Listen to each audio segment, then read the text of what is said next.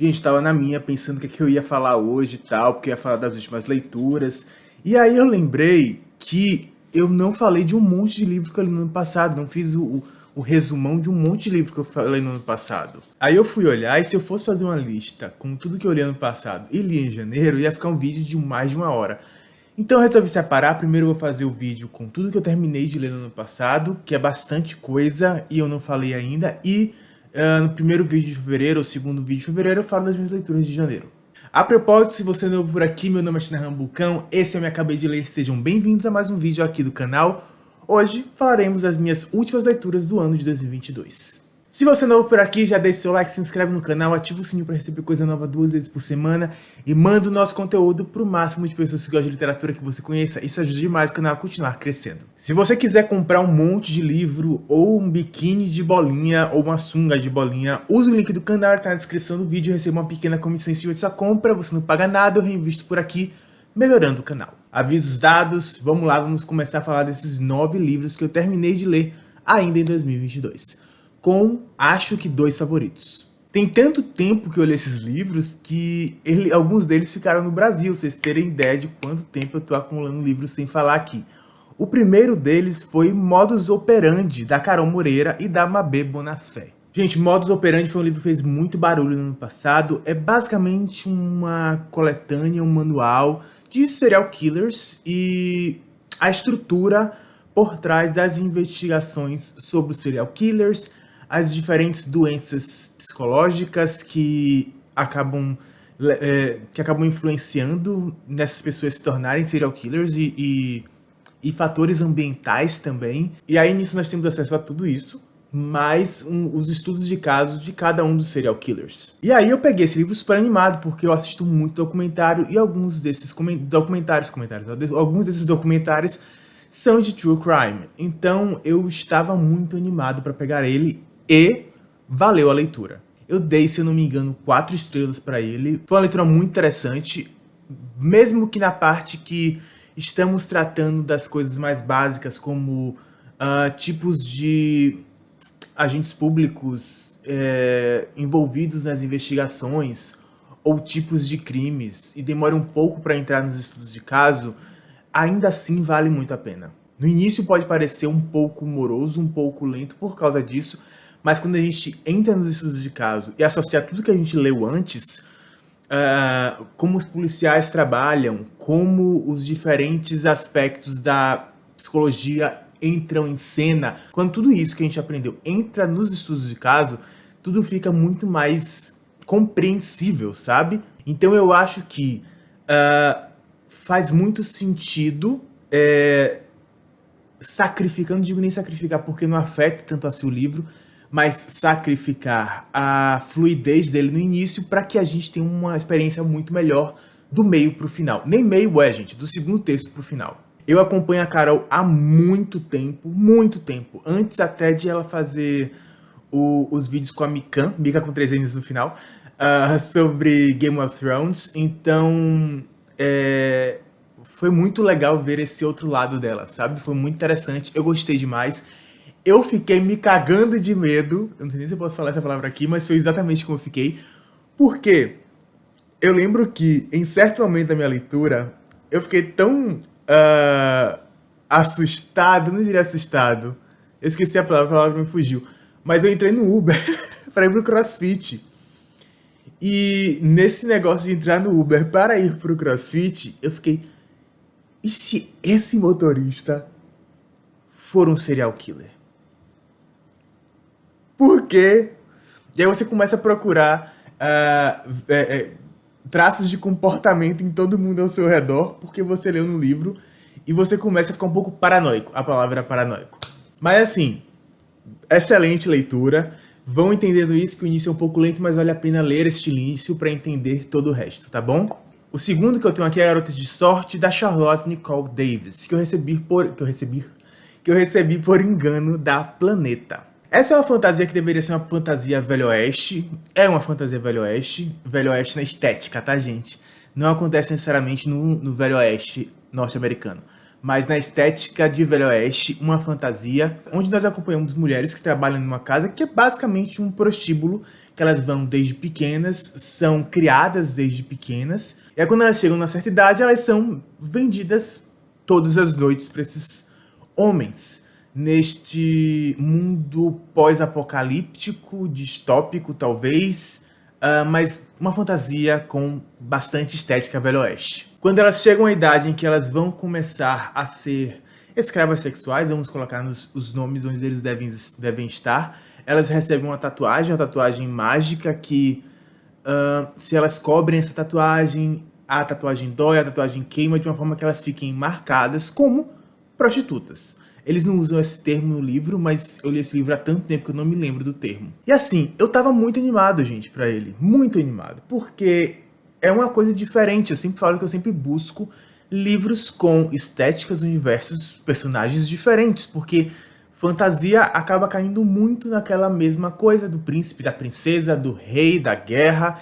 E ele foge disso, ele realmente foge disso.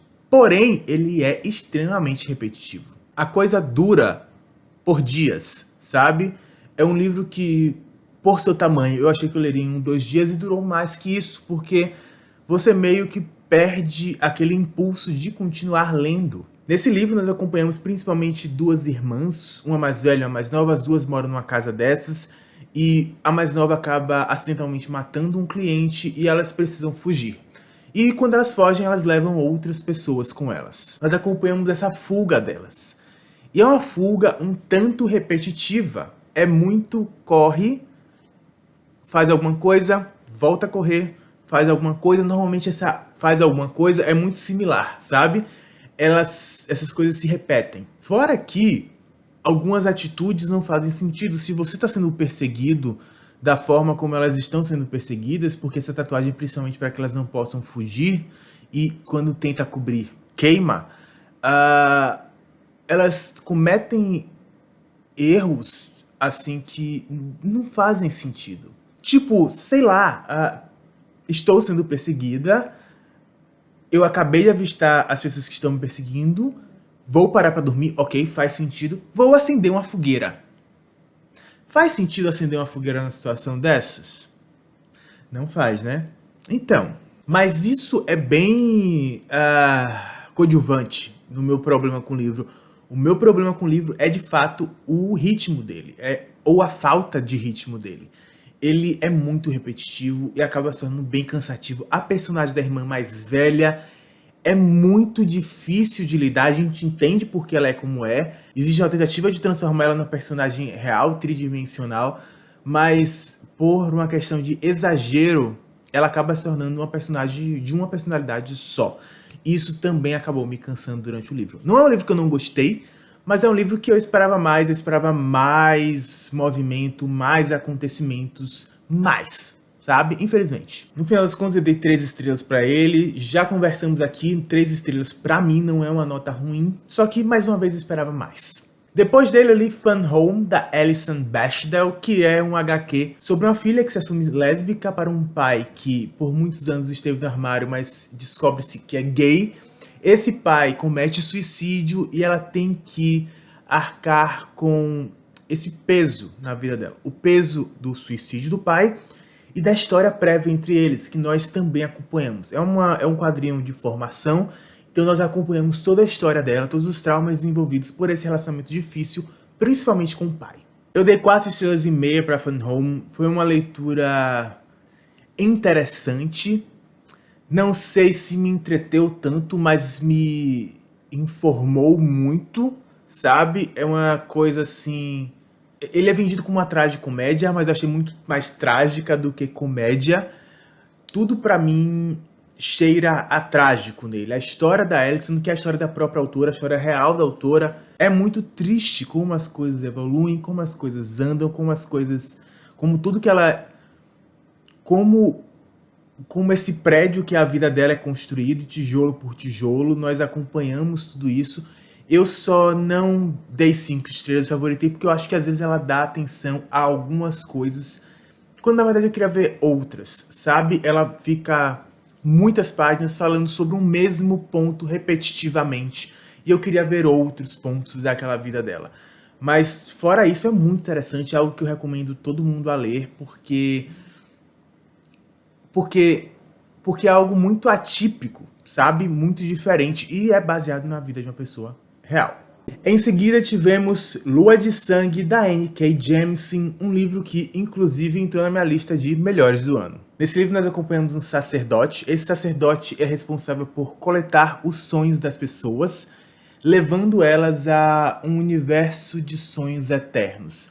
Quando ele coleta esses sonhos são devolvidos em forma de energia à deusa desse lugar, que devolve essa energia para o mundo. É como se esses sonhos, no fim da vida ou no momento corrupto da vida, onde as pessoas precisam ir para esse paraíso, ou seja, elas são mortas, é como se esses sonhos fossem um tributo pago ou um retorno para Deus. Você me deu, agora eu estou te devolvendo e estou partindo para esse paraíso. Além desse sacerdote, nós também acompanhamos uma diplomata e coisas que ela está descobrindo pouco a pouco. Ela é uma diplomata de outro reino, que está dentro desse reino, e ela está descobrindo planos complicados para o mundo como um todo. Planos esses que envolvem a organização daqueles coletores, porque por mais que uma coisa seja divina, quando existem seres humanos, querendo ou não, vai haver corrupção. A N.K. Jemisin, mais uma vez, brilha absurdamente. O que ela entrega aqui é surreal, sensacional, é muito único, muito diferente. É uma fantasia completamente diferente de tudo que eu já li,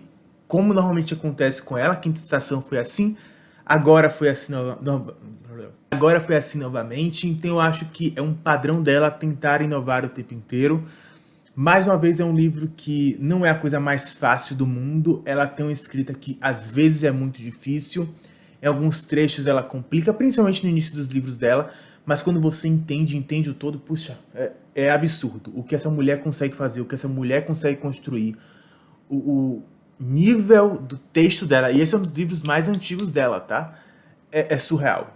É muito, muito bom. A propósito, ela é 3 vezes ganhadora do Prêmio Hugo, que é um dos maiores prêmios de fantasia e ficção científica do mundo. Então, assim, gente, experimentem, entendam que a leitura vai ser um pouco difícil no início, mas quando você entende o mundo como um todo, poxa, é completamente fora da caixinha e vale cada página. Depois desse veio A Sala de Aula que Derreteu, do Junji Ito, um mangá que eu me diverti um absurdo. Neste mangá nós acompanhamos várias pequenas histórias sobre estes mesmos personagens e como eles derretem coisas.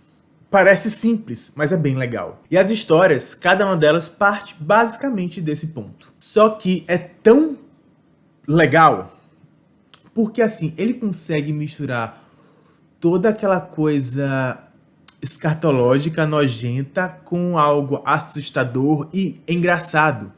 Existe humor em tudo que ele faz ali. E como existe humor, nunca passa, sabe? Você nunca se sente soterrado pelo horror do que você está lendo. Então tudo fica muito leve. Esse ano eu pretendo ler tanto o Uzumaki quanto o Tomi, e dizem que são as melhores dele, então eu tô bem animado.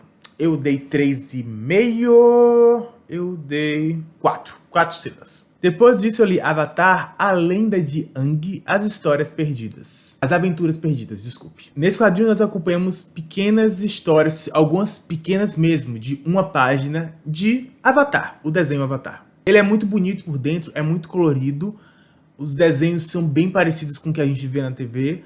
Eu gosto do desenho, não sou um mega fã, já assisti vários episódios, mas não sou um mega fã.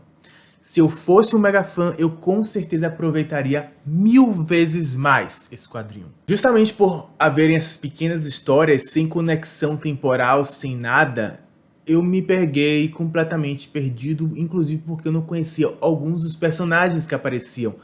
Então é algo que assim, eu gostei, eu dei 3,5, mas muito mais por não ser o público-alvo, sabe? Uma pessoa que fosse muito fã iria se deleitar. Em seguida, eu li Ele, o Gigante, O Caminho dos Reis, do Brandon Sanderson, outro livro que apareceu na minha lista de melhores do ano. E que livro, gente! Eu acho que é tranquilamente uma das melhores fantasias que eu tive a oportunidade de ler na minha vida. Aqui nós acompanhamos 3 personagens principais, um deles é Kaladin, um homem que desde pequeno foi treinado por seu pai para ser um cirurgião, mas por questões da vida ele acaba no exército e acaba sendo escravizado depois, trabalhando em uma ponte de guerra. Faz muito sentido dentro do livro. O outro é o Luminobre Dalinar, um homem poderoso, mas um homem justo e honesto, que quer que a guerra, gerada pelo assassinato do seu rei, chegue logo a um fim para que haja prosperidade. E no terceiro ponto de vista, nós acompanhamos a jovem Shallan, que precisa roubar da luminosa Jasna um item muito especial, que é a única coisa que pode salvar a sua família de perder a própria reputação e muito, muito mais. E nisso nós acompanhamos esses três personagens e como as suas ações podem influenciar a história e se cruzam no meio do caminho. Gente, essa é uma das fantasias mais únicas, fantásticas, gigantescas e ricas que eu já tive a oportunidade de ler. É um livro de 1240 páginas, mas em cada uma delas algo está sendo construído. Eu tirei um mês para ler, eu li em um mês, eu me dediquei 100% a ele, e eu não me arrependo disso, porque ler aos poucos, ler com calma, absorvendo cada ponto, entendendo cada coisa que estava acontecendo, admirando o tamanho desse mundo, a qualidade desse mundo, dessa cultura tão gigantesca, tão rica, tão bem construída. São personagens que parecem reais, num mundo que poderia muito bem ser real, porque ele é muito completo, numa escrita simples, que permite que você leia 1240 páginas sem ficar exausto por causa de floreios. E é um livro que cansa meu braço pra segurar. Se você nunca leu O Caminho dos Reis, eu recomendo 100%. Eu sei que é um livro caro, e eu não recomendaria tanto sabendo que o livro é tão caro e é tão grande. Mas cada uma das páginas dele me fez muito feliz. E eu terminei pensando, poxa, eu preciso urgentemente ler essa continuação. Para ontem, agora, eu preciso dessa continuação hoje. Infelizmente, acho que a gente vai precisar esperar até o segundo semestre para a trama lançar Words of Radiance, mas eu posso ler assim que ela sair, parar o que eu estiver lendo só para isso. Eu não preciso falar, mas eu dei 5 estrelas, eu favoritei, obviamente. Depois disso, eu li na época do Natal Cartas do Papai Noel, do Tolkien. Essa é uma coleção de cartas do Papai Noel para os filhos do Tolkien com o passar do tempo. São cartas e mais cartas que eles trocavam entre si, falando sobre diferentes coisas, sobre a família, sobre a guerra que estava acontecendo, sobre o próprio Natal, sobre o dia a dia do Papai Noel, o que estava tudo muito mais legal, e eu me diverti muito. É um livro muito simples, eles têm muitos desenhos também, com meio que como se fosse uma digitalização das próprias cartas, sabe? Eu tinha muito medo de o livro ser um pouco infantil, por ser cartas do Papai Noel para crianças, mas ele é muito legal, sabe? Para qualquer idade. Desde você pegar para ler para o seu filho, ou seu filho que está começando a ler, pegar para ler, ou para o adulto, principalmente na época de Natal, pegar para ler. Fora que a edição da HarperCollins Brasil tá um sucesso. Tá um absurdo, gente. É de um nível de detalhe, um nível de qualidade surreal. Ok. O último livro que eu tenho aqui é um livro complicado de falar, gente. Porque é complicado. Eu vou falar sobre ele, qual é, e aí vamos começar a falar sobre ele. Vamos entrar nele. O livro que eu tenho aqui é Árvore Inexplicável, da Carol Chiovato, ou Chiovato. Em Árvore Inexplicável, nós acompanhamos essa jovem que mora em Guarulhos, mas estuda em São Paulo. É uma fantasia brasileira e ela tem visto acontecimentos, eventos desde muito jovem, onde teias parecem brilhar e animais diferentes parecem aparecer só para ela. Em certo momento, ela percebe que outra pessoa pode estar vendo a mesma coisa que ela comenta com a pessoa, a coisa começa a se espalhar, a coisa começa a se complicar e nós acompanhamos essa história muito boa, nacional, que se passa na cidade de São Paulo. É um livro que tem elementos de fantasia muito fáceis de serem compreendidos. É uma baixa fantasia muito tranquila para leitura. Tudo é ligado à natureza, é ligado à terra mesmo, então é muito fácil entender de onde esses poderes, essa magia é retirada, como ela funciona, é muito fácil para entender para qualquer pessoa. É muito legal ver a cidade de São Paulo sendo retratada, você consegue se localizar perfeitamente quando as coisas estão sendo contadas, você consegue visualizar o que ela está passando, onde ela tá passando, que também foi muito legal. A personagem principal, ela é muito carismática, muito real, muito humana, ela envolve o leitor, os personagens secundários também. Todas as ações deles fazem sentido em certo ponto. Uma vez ou outra a coisa foge um pouquinho, mas faz sentido. Porém, apesar disso tudo, eu tive um problema com o livro que ficava me tirando do livro o tempo inteiro. Eu não conseguia, de fato, imergir na história porque eu estava pensando em outras coisas que eram jogadas no texto. É importante deixar claro que a Carol escreve muito bem, tá? Mas existe uma escolha aqui. Não é uma questão de qualidade de escrita, é uma escolha. A autora escolhe trabalhar muitos temas, problemas sociais e ambientais dentro desse livro. Às vezes, em uma página, ela apresenta dois diferentes. E quando você pega o todo, ela apresenta dezenas. Só que toda vez que ela fala sobre isso, você pensa sobre isso e você sai da história. E toda vez que ela fala sobre isso, ela nunca de fato trabalha isso. Eu sei que existe o desejo de abraçar todas as causas, mas é muito mais interessante pegar um punhado delas e trabalhar bem durante a leitura, principalmente de forma que não fique nos tirando o tempo inteiro. Tudo ocorre nesse livro. De Covid a deputado fugindo com dinheiro na cueca. Sabe? Tudo é falado. E quando você fala de tudo, você não tá falando de nada. E juro, gente, não estou aqui falando de forma tipo, vou macetar. Não é isso.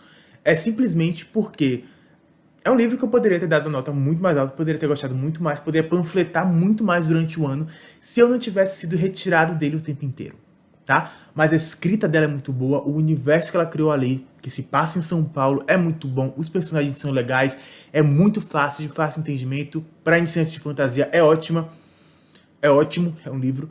Só o único problema é exatamente esse. Escolha essas lutas, lute essas lutas, mas não tente abraçar todas as lutas, porque senão atrapalha a própria leitura e a própria imersão no livro. Por causa disso, eu acabei dando 3 estrelas para ele, tá bom? Então é isso, pessoal. Se vocês leram um desses livros, deixem nos comentários o que vocês acharam. Eu sei que minha opinião sobre alguns é um pouco polêmica, mas estamos aqui para conversar mesmo, com tudo isso com respeito e educação. Um beijo grande e até a próxima. Tchau, tchau!